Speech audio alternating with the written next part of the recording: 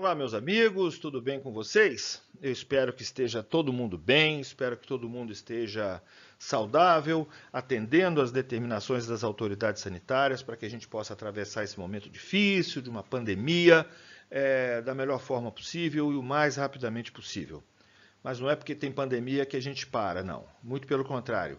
Quanto mais apertam, mais a gente dá um jeito de produzir. E é isso que nós vamos fazer hoje. Vamos produzir e vamos conversar. Vamos conversar sobre os herdeiros necessários, vamos conversar sobre a sucessão legítima, o que é a legítima, essa tal dessa legítima que é tão comentada, pouco conhecida, e vamos conversar também sobre o que é a parte disponível e como é que a gente vai fazer o cálculo da parte legítima da sucessão. Sucessão, vocês já sabem, que decorre de lei ou por disposição de última vontade. E a gente tem como legítima aquela sucessão que vai se dar nos termos da lei. E como sucessão testamentária, aquela que ocorre e que decorre e de disposição de última vontade. Nosso ordenamento jurídico, ao contrário do que a gente possa imaginar, a sucessão testamentária, que é a regra, não é a sucessão legítima. A sucessão legítima, pelo contrário, ela só vai se aplicar de forma subsidiária, ou seja, eu só vou poder falar em sucessão legítima naquele espaço que a sucessão testamentária não conseguiu abarcar. Entenderam? Enfim, se o autor da herança não deixar testamento, ou se por qualquer motivo esse testamento é inválido, a lei vai se encarregar de dar um destino para o patrimônio. Porque, como a gente sabe, eu não posso falar numa relação jurídica sem titular. E a relação, por exemplo, de propriedade não pode existir sem o sujeito que seja o proprietário. Eu não posso ter uma relação sem um titular. Então, quando eu não tenho um titular para aquele patrimônio, a lei vai se encarregar de dar um destino para esse patrimônio. Faz isso, no caso da morte, de duas formas: pela sucessão legítima ou pela sucessão testamentária. Como regra, a sucessão testamentária. Aquilo que não estiver disposto em testamento vai compor a sucessão legítima.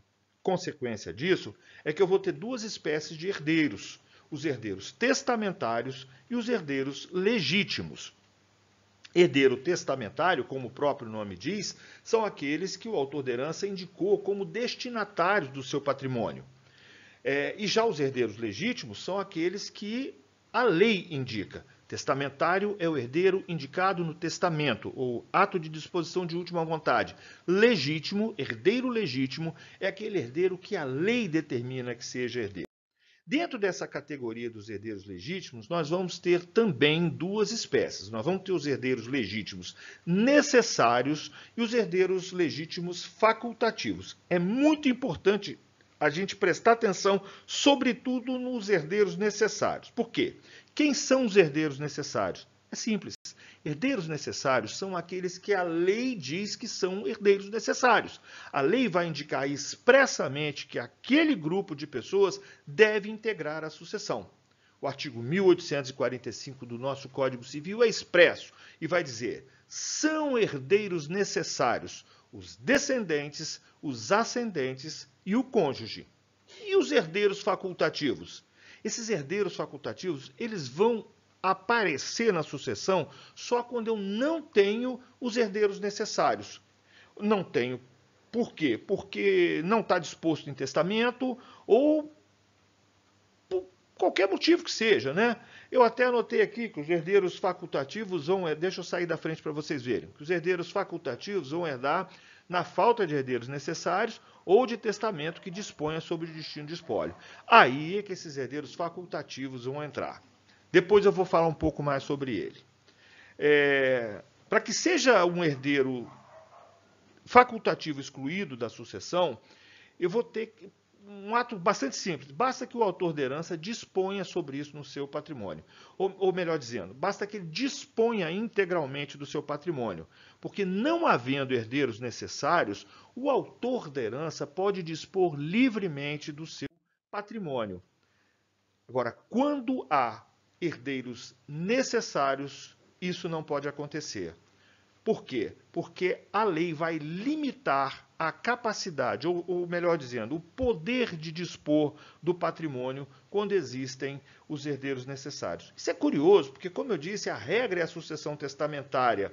A regra é o princípio da livre disposição do patrimônio, da autonomia patrimonial, né? Mas, apesar disso, apesar da sucessão testamentária ser a regra, apesar da sucessão legítima ser apenas residual, nosso ordenamento jurídico não permite que uma pessoa disponha integralmente do seu patrimônio. Muito pelo contrário, o artigo 1789 do nosso Código Civil vai dizer com todas as letras: havendo herdeiros necessários, o testador só pode dispor da metade da herança. Em resumo, parte disponível é a parte equivalente a 50% do patrimônio do autor da herança. As consequências de existir uma parte disponível são as mais diversas possíveis. E nós vamos encontrar na doutrina e na própria legislação uma série de situações que fazem com que esse tema seja de extrema relevância. Agora vamos falar sobre a tal da legítima. Muita gente acha que a parte legítima ou que a legítima é composta por 50% do patrimônio do autor da herança. Gente, não é bem assim. O que é de 50% do tamanho da herança, do patrimônio, é a parte disponível, é a parte que o autor da herança pode dispor sem qualquer tipo de problema. A parte legítima não é bem assim. Aliás, parte legítima, ou seja, parte da herança destinada à sucessão legítima, conforme vai nos indicar o artigo 1847, é apurada da seguinte forma. Primeiro, eu vou apurar o valor da totalidade dos bens existentes na data da sucessão. Eu vou ver qual é o patrimônio do autor da herança. Depois disso, eu vou deduzir o patrimônio disposto em declaração de última vontade. Note, respeitada aquela limitação de 50%, eu posso até dispor de menos de 50% do meu patrimônio para a sucessão testamentária. Então é por isso que eu não vou simplesmente dizer que é 50%. Não, vamos imaginar que o autor da herança tenha feito um testamento onde ele dispõe apenas de 20%. O que significa que 80% daquele patrimônio é de ser destinado à sucessão legítima. Então vamos lá, vamos voltar aqui um pouquinho. Como é que eu vou apurar a parte legítima? A parte da herança destinada à sucessão legítima. Primeiro, apuro o valor, a totalidade do patrimônio. Vou deduzir o patrimônio disposto em declaração de última vontade. Vou deduzir as despesas de funeral e vou deduzir também as dívidas, as obrigações do autor da herança. Vou deduzir tanto as dívidas vencidas quanto as dívidas vincendas, mas que já estão consolidadas naquele momento. E aí eu vou acrescentar a esse cálculo final o valor de bens que sejam destinados à colação. O que é isso? O valor dos bens destinados à colação. Na verdade, como eu disse para vocês, se o autor da herança só pode dispor de 50% dos seus bens, vamos imaginar que ele tenha feito uma doação para um herdeiro necessário, ou vamos imaginar que ele tenha feito uma disposição testamentária onde ele exceda esses 50%. Essa parte excedente aos 50%, essa parte excedente à parte disponível, tem que voltar para o monte para que eu apure a sucessão legítima. A esse procedimento, que é expressamente regulado em lei e que nós vamos voltar a falar sobre ele numa outra oportunidade, eu vou chamar de colação. Então, voltando, apuro o valor dos bens existentes na data da sucessão.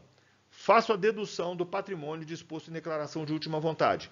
Vou deduzir as dívidas do autor da herança e vou acrescentar o valor dos bens destinados à colação. E aí sim eu tenho a apuração da parte legítima. Entenderam, gente? Ficou tudo claro?